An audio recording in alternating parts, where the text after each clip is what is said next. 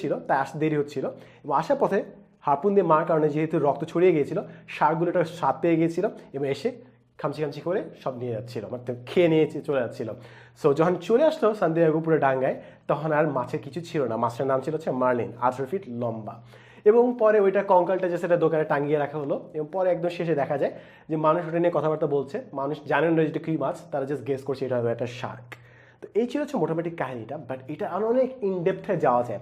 So ফার্স্টে আমি বলে রাখবো, যখনই আমরা কোনো লিটারেচার নিয়ে কথাবার্তা বলি, এটা একজন মানুষের দৃষ্টিকোণের উপর নির্ভর করছে। সো আমার যেগুলো সব থেকে ভালো লেগেছে কিংবা আমার যেটা মনে হয়, ওটাই আমি ভিডিওতে তুলে ধরার চেষ্টা করবো। সো ফার্স্ট অফ অল, একটা মানুষ মাছ ধরলো, মাছ ধরে আসলো এবং আসার পথে সার খেয়ে নিল, এটার মধ্যে কী কাহিনী থাকতে পারে?